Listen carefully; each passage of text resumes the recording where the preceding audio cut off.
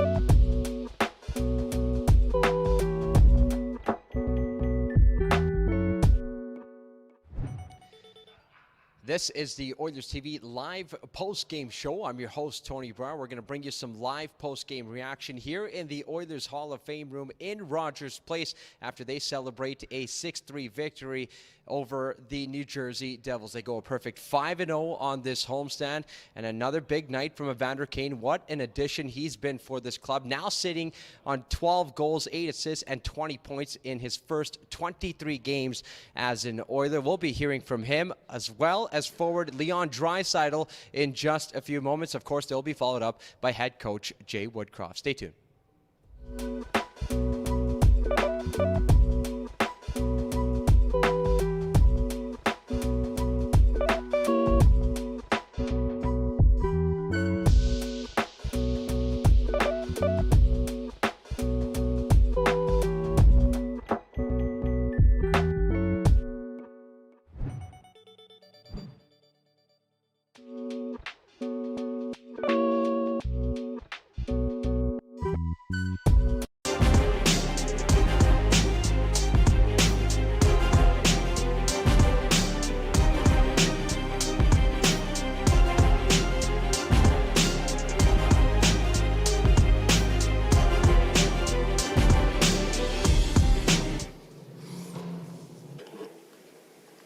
Hey, Leon. Yeah, Leon, can you Go ahead, Terry. can you describe how much of a difference it's made with this team to get that first goal? Although tonight wasn't a great example of it getting down again, but it seems to make.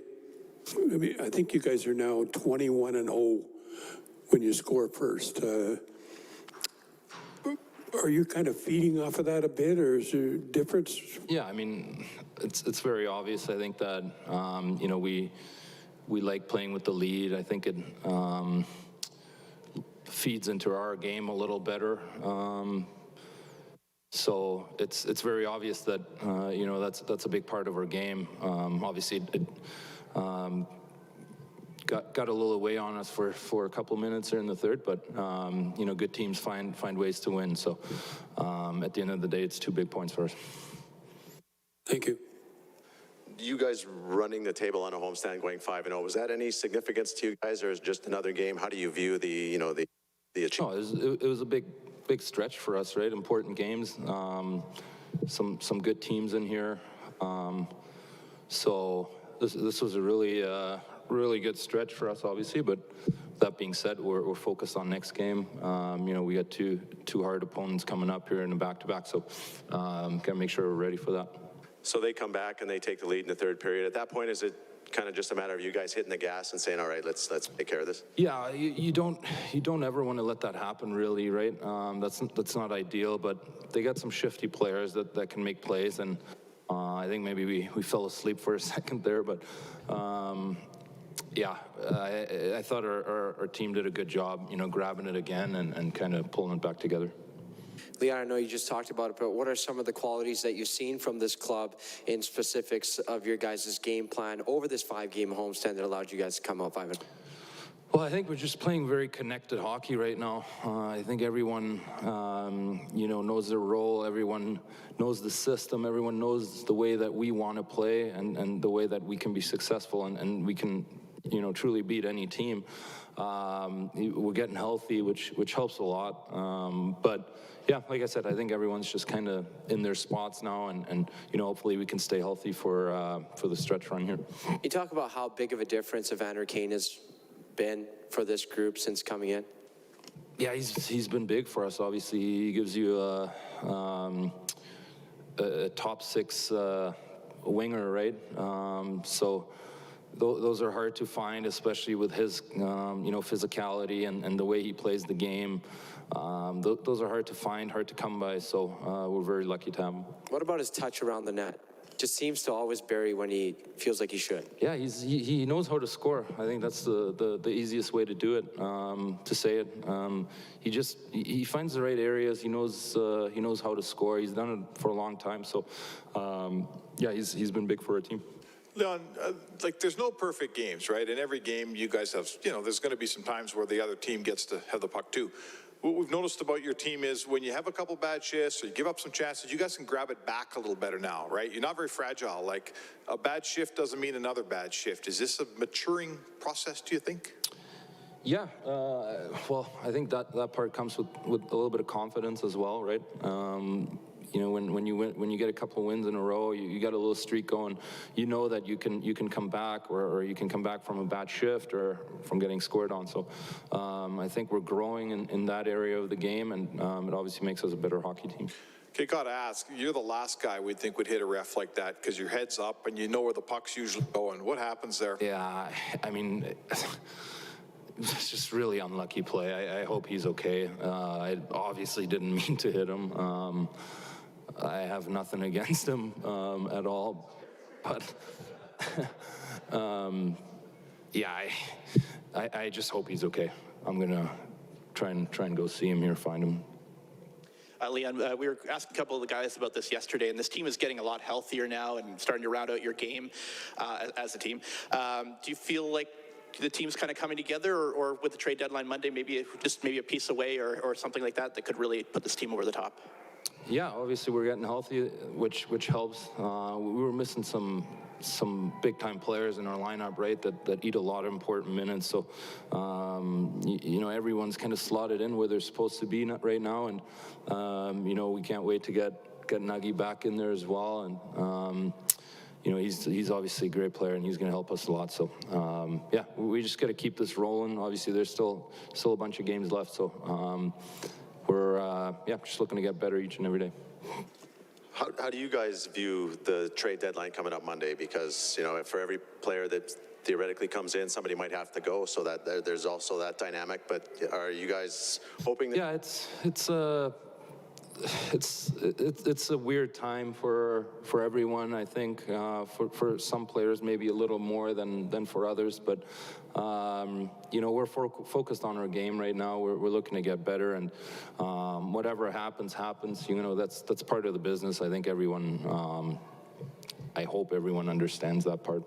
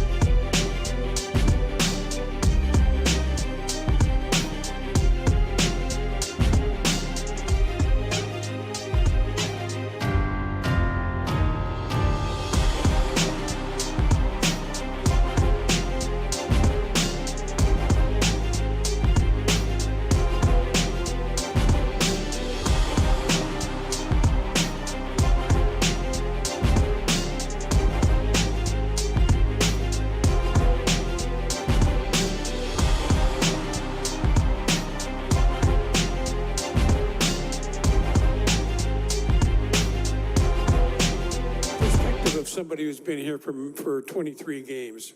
How much difference have you noticed in the team belief and that sort of thing? Particularly when you got here, this team was in a miserable stretch of giving up the first goal of the game and sometimes letting it carry on. Your observations in that area? Yeah, I think obviously there was a tough stretch kind of before I got here, and I think these guys got off to a great start, obviously early in the season. But I think a couple of wins in a row can really change the mindset and get that belief a little higher. And I think we obviously got healthy and started playing a lot tighter as a unit of five, and I think that's really helped our game, and it's led to some success. How much do you think you've brought to this team other than the obvious statistical stuff? That's not necessary for me to judge, but I just try to bring my attributes to the team and any team I'm on, and try to be a positive player for a group. Thank you. Yeah, maybe that's like what we're wondering about is there was a time when this was a fragile team, like when one bad goal went in, then the next was coming.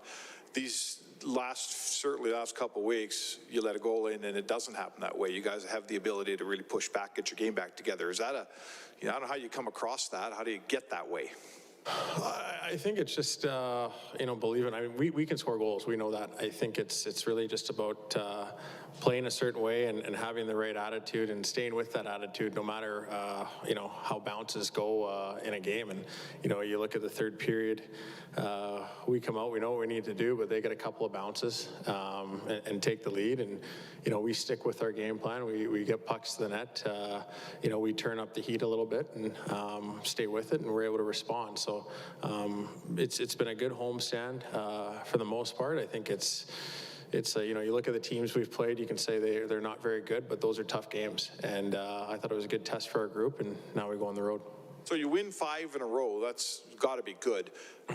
Some people, us media guys, look back, go, well, Detroit was a pretty loose game and blew a lead tonight. But in the end, you win 5 straight. There's got to be some confidence comes out of that. For sure. Yeah, I think nobody's ever going to complain about winning. So we're happy with that. But like I said, I think those are some tough games to play. But every point, especially with the position we're in, is very important. And we took care of business at home, and now we get to go on the road and play 2 really good teams. You guys were 2-5-1 heading into this homestand, playing some pretty decent hockey, but not getting over. Did something click, or was it just a matter of getting a couple of wins, maybe particularly against Tampa and Washington, to get this thing rolling? Yeah, the way we ended off that road trip in Chicago was disappointing, and then coming back home and losing against Montreal there was tough. But like I said, I think we knew the position we're in. Teams are starting to pull away from us, and we needed to climb back into that race. And we dug ourselves out of the hole that we put ourselves in. And like I said, we're in a good position now, but it's definitely nothing to be satisfied about. The trade deadline's coming up, so this is the time where everybody kind of takes stock in what the team is and what their potential is. What is this team? What is its potential? What do you see here? Well, I see great potential in this team. That's why I came here. So I think you're starting to see what it can look like, and as we continue to grow our game and become even tighter as a team in the way we play, I think we're going to be a tough team to beat. Do you need a deadline edition? What are you guys looking for? Guys, it's not my job. Thought I'd ask. All right, thanks, guys.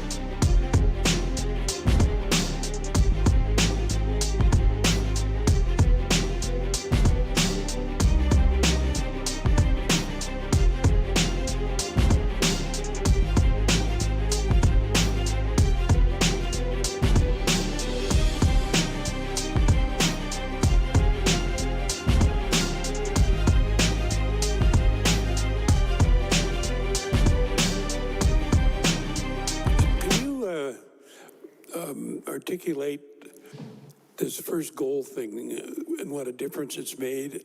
And was it a difference tonight at all in team character that's been developing or changing or whatever?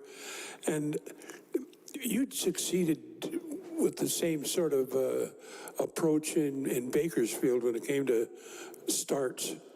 Can you articulate bringing it to Edmonton and exactly what you did and what you see? Yeah. So to the first part of the question, I think it's pretty remarkable that when this year's version of the Edmonton Oilers scores first, the record, I mean, it's remarkable. I don't know if it's a statistical oddity or why that is the case. I would say that when our staff came in about a month ago, we wanted to make it important to start well. We put a premium on starting well. We talk a lot about early urgency, wanting to sink our teeth into the other team immediately, and putting a little bit of onus on personal responsibility for players to find their game within the team right off the bat. Thank you.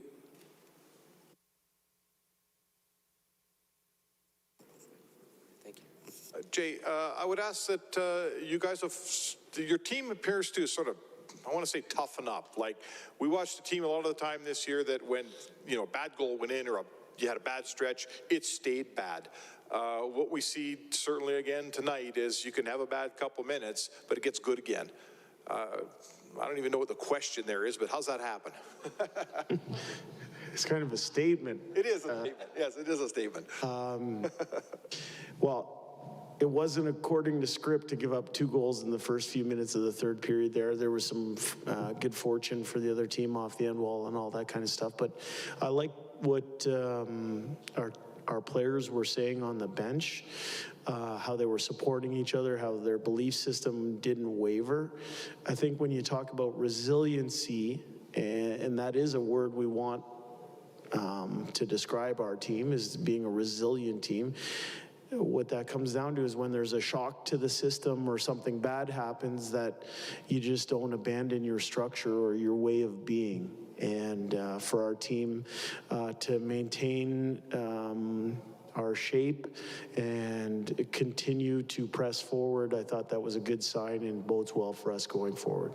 Please correct me if I'm wrong, Jay, but it seemed like there was a lot of line tinkering tonight. And can you just explain what went into that and how you were kind of trying to work players in and out of different lines and responsibilities? Yeah, I didn't think we skated very well in the first period as a group, and so it was just trying to press a few buttons and move some pieces around the chessboard in an effort to try and get some people going. And also, I didn't love my deployment of people and spreading the minutes around right off the bat. So we just tried to find a way to find the right combinations in order for us to win the game. That was what was most important. So how do you decide when you don't like something? You said you're critical of yourself there. When does that realization come in, and how do you go about correcting it as a coach? I put a lot of emphasis on self-assessment. So usually at TV timeouts, when you get a little bit of a chance to think and to talk to your assistant coaches, and it comes from feel, it comes from experience, and I just didn't love the way we skated collectively, and it was trying to find the right combinations in order for us to win the game. You also have to give the other team credit. They have some good players on that team, and just trying to find the right matchups in order to gain a little bit of an advantage. Jay, a lot of talk at this time of the year with potential acquisitions, but you guys already had a big addition this season in Evander Kane. Comes through again tonight. Can you talk about his play around the net and how he always seems to find the soft area to score? Yeah, he's feeling it right now. I think there's a good chemistry with him and Connor. He has found a niche by going to hard areas to score goals. He's also someone who can score from distance, but he doesn't just resort to playing on the outside or the periphery. He goes to hard areas to score. I think it's a good example for our younger players. And we're talking about line combinations a little bit earlier. I thought in the second period, Zach Cassian did something for our team to inject a little bit of emotion into the game. And I know that the bench grew a little bit taller when he did that. And you know, at that point in time, we made the decision to put Cass up with Kane and Connor, and that was an effective unit for us too. Jay, when the trading deadline's coming, how much discussion is it between the coach and the general manager as to what we possibly can get and what we possibly need? How much? It's been my experience over my 3 different organizations that there's usually quite a bit of communication at this time of year. There's communication on a daily basis just on the general state of the team, the lineups you're going to ice, who you liked in certain games, who you may not have liked in certain games. And so there's constant communication between our coaching staff and our management group. Do you suggest people to the general manager who you perhaps have coached before or you like, say, I kind of like this guy? The lane that I like to stay in is trying to get the most out of the people that are in front of me. If I'm asked questions, I'm not hesitant in any way to give my opinion. And usually, if that's the case, it's one where I put a lot of thought and work into forming an opinion about either players on our team or players around the league. Thank you.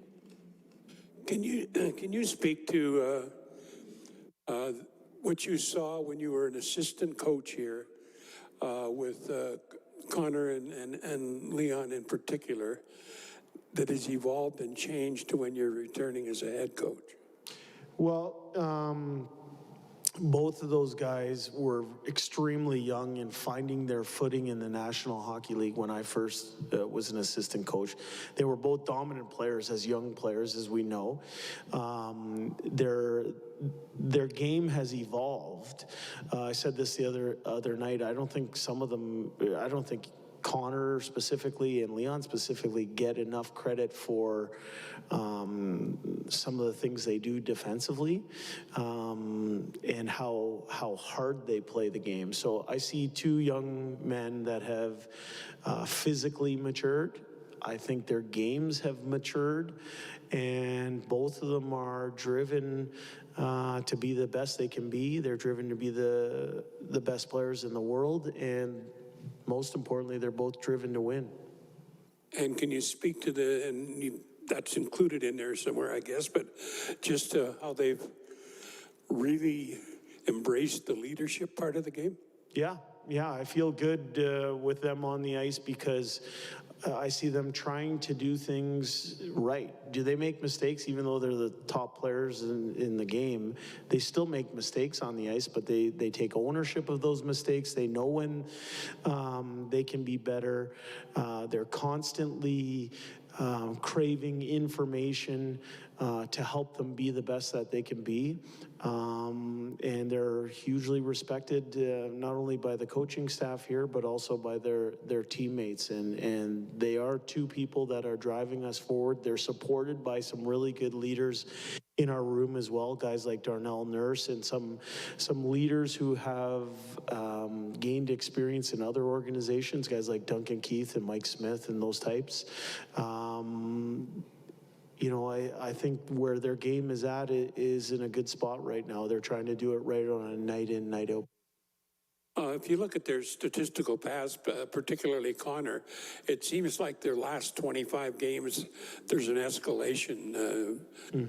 Do you sense that going on right now? Well, ever since our staff has been here for the last month or so, I've seen their game take off. And most importantly, what the emphasis for our team has been is our work back to our own zone. And I see those 2 players leading the way in that charge. And when they do it, I know it's contagious. Thank you. Thanks. Pushes to the middle for Puljujärvi, and over the line now on the left. He'll shoot it. That one went off of Gillies and wide. He didn't know where it was. Here's Draisaitl scores! Leon Draisaitl found it. John Gillies didn't know where the the puck was, and it's 1-0 Edmonton. Well, not only did he not know where the puck was, he was very slow to react to look for it. His head placement was off on that. I mean, he just stayed. I think he thought he had it with him. And then, I mean, wide open net for Draisaitl on the rebound. On the initial shot for Puljujärvi, Leon's got his 41st, and the Oilers are 20-0 this season when scoring first. That is the second longest streak to start a season since the 1944-45 Montreal Canadiens, who went 22-0-0 when scoring first. I remember that. Tatar along the right wing boards. Up to the blue line it goes. Ryan will get it out through the middle for Foegele. The breakaway, the shot, the save by Gillies. It's underneath him, and he's going to hold on. John Gillies. Across to Hamilton, now up the middle. He'll give it to Bratt. He'll come in, he'll make the move, scores. Jesper Bratt got sprung on a breakaway. Makes the deke to the stick side on Koskinen, and we're tied at 1. Well, right now, Duncan Keith and Evan Bouchard are having a real tough first period. That's been about the third scoring opportunity, and that time they got victimized, and Bratt's had a great season. He's now got 58 points in 57 games. That's his 20th of the season. And they dissected the Oilers tandem, and that's something we saw a bit with Bouchard and Kuku at times. And we had ourselves a tie game. And again, the right wing, and Sharangovich will get it out. Turned right back in by Draisaitl down the right side, makes a nifty move, trying to put it back between his legs, couldn't get the shot through. Penalty coming up though. Into Kassian. His pass hit a skate. Here's Hughes. He'll come towards the net. He'll go across. Oh, that save by Koskinen! Sliding across to deny Mercer. And up the center ice now to Michael McLeod. In over the line on the right. He'll shoot it, and a save made by Koskinen. He's going to hold on to it. He corrals it now to Draisaitl over the line. His shot off the glove of Gillies. A hard shot through center ice, but there's Hyman to Draisaitl into the Devil zone to the middle. Puljujärvi shot, and a save made by Gillies. He just face-off taken by Art. Oh, they're going. They are going. They got the gloves off. Gerson and Kassian. Kassian throwing some lefts, throws a couple of big lefts. Now Gerson trying to hold him out. And McDavid. Yamamoto was just on the PK. Let her go. Here goes Russell. His shot and a save made by Gillies. He will cover that up as Chris Russell blasts one from the left wing point. We will take a break. Oilers and Devils tied at 1 from Rogers Place in downtown Edmonton. You're listening to Ford Dealers NHL Hockey. It's time for today's Century Mile Derby, presented by Century Mile Casinos. Let's meet today's competitors. Horse 29 is Leon Draisaitl, being represented today by Section 103. Horse 93 is Nugent Hoofkins, being represented today by Section off his stick. Hyman quickly to Draisaitl, in over the line, makes a move. He's in all alone, the backhand, and the save made by Gillies. What a move by Draisaitl on the one-on-one. Hughes didn't like that. Keith to Bouchard, he'll get it out now. Ryan in over the line, pass across. Here's Shore, and a shot and a save made by Gillies as the Oilers with an odd man rush. Goes in behind the Edmonton net. Now back to the right corner in front of the goal. Save made by Koskinen. What a stop off of Bratt. Shot from the as he kicked just wide of the Jersey net. Walking out. Archibald shot. The save made by Gillies. Here's Boquist to center. Pass on the left. Gets the puck in front of the net to Vesey. Put it wide. Vesey with a chance. And they've got it tied up. Try to work this thing loose. Sharangovich is in there as well for the Devils. Russell comes out in front of the net. Oh, the save made by Koskinen. That puck squeezed right out to Jack Hughes. And a huge stop by Koskinen. Sharangovich, now it gets to Mercer. Brings it in on the right wing. Puck comes in front to Boquist. Oh, the save by Koskinen. Boquist with a point-blank look. Hamilton Place. Kane skating in to the Devil end. Down the left wing. Kane in behind the net. The wrap around and a pad save. Thought he scored. Oh, that was close. Shifley did last year in the empty net on Jacob. After video review, the play at 2:12, the puck fully crossed the goal line. Therefore, we have a goal. This season, he's got points in 4 straight games. Nico Hischier was back on D, and he walked him, and then give credit for Gillies for getting the left pad out, but too little too late. Oilers have got themselves a 2-1 lead. So Nurse and McDavid getting the assists. So McDavid with points in 5. Through center ice, gives it to Hischier, in over the Oiler line, drops it. Johansson to Graves, ripped it wide, in front of the net, scores! It was directed in front of the net by Bratt, and it goes 5-hole on Koskinen. We're just 26 seconds into the third period, and we're tied at 2. Oilers have been backing it a bit, trying to deal with this New Jersey speed, and Bratt knows he got a lucky one there in the ricochet, but Oilers didn't support the play, and Bratt with a bank shot off of Mikko Koskinen short side. And that's 21 for him, second of the game. What a year this guy's having. And we are tied. Ooh. Just 26 seconds in. Jesper Bratt in his own end. And it out to Draisaitl. His pass taken away by Bratt. He's going to squeeze through the middle. He's got a partial break. The backhand is saved by Koskinen. Rebound, scores. Hischier following it up. And he puts it in with a backhand shot, and the Devils have a 3-2 lead. There's the speed. The Oilers, they've been sloppy in this game, especially coming out of their own zone. And Jesper Bratt's been brilliant. And both Oiler defensemen chased him. Nobody stayed back in front.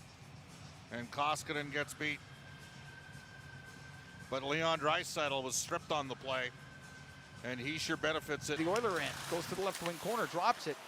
Sharon Govich now to Mercer. His shot, and the save made by Koskinen is Mercer with an opportunity off the left wing. We're going to take it by Barry to Shore, now across to Russell. Makes a move as he comes across the line. Pass on the right, Barry in from the point. The shot, scores!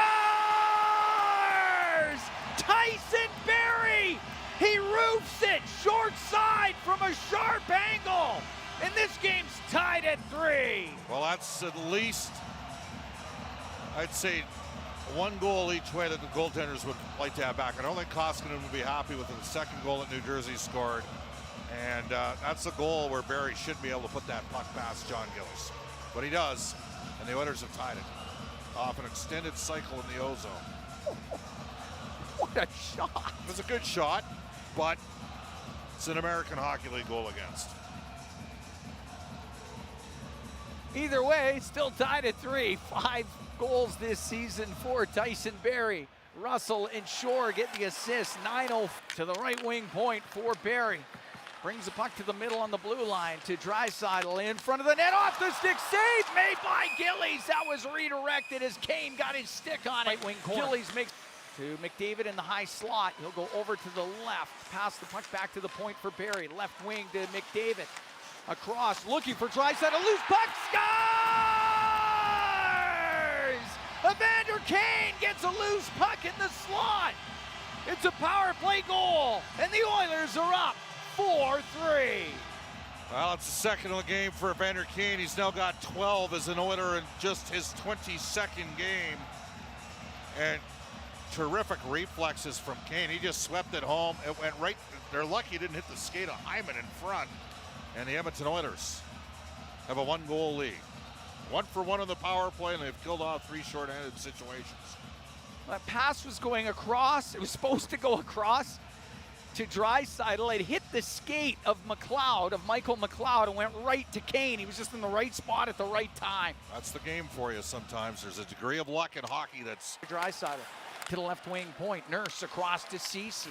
He'll shoot it towards the net. Tipped on goal. Save made by Gillies. Side of the net. Hyman scores! Zach Hyman right in front of the net. And the Oilers are up 5-3. That's the 21st goal of the season for Zach Hyman. And what a play down low by Jesse Puljujärvi to keep the drive alive as he fought for the puck and then poked it to McDavid in front for Hyman. They're going to look at this at the bench. Lindy Ruff's got his head down right now. Did Hyman direct that one home with the skate? What do you think, Cam? Well, you can direct it. You can't kick it. And he did not kick it. No. He directed it. No, that's a goal. Just making sure you're just up to date. I'm paying attention. That would not have counted about 8 years ago, but it's going to count now. It's going to count now. Oilers up 5-3 here in the third. 12:52 time of that goal. By Hyman. Blue line, Hamilton will walk in, shoot it, whistled it high and wide. Puck on the right wing. Quick shot by Severson. Oh, the save made by Koskinen. It was redirected and he got it with the glove. Okay, this time they get the puck down. It goes to Hamilton, left point. He's going to give it away to McDavid. He'll split the D. He's got the empty net. He scores! Connor McDavid makes it 6-3 Edmonton.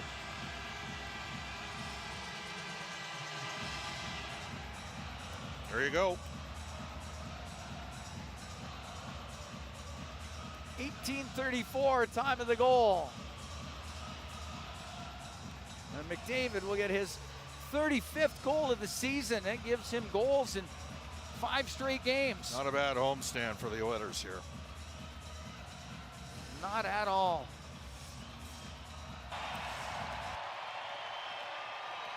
Puck floated in. The Edmonton Oilers have won 5 straight. 6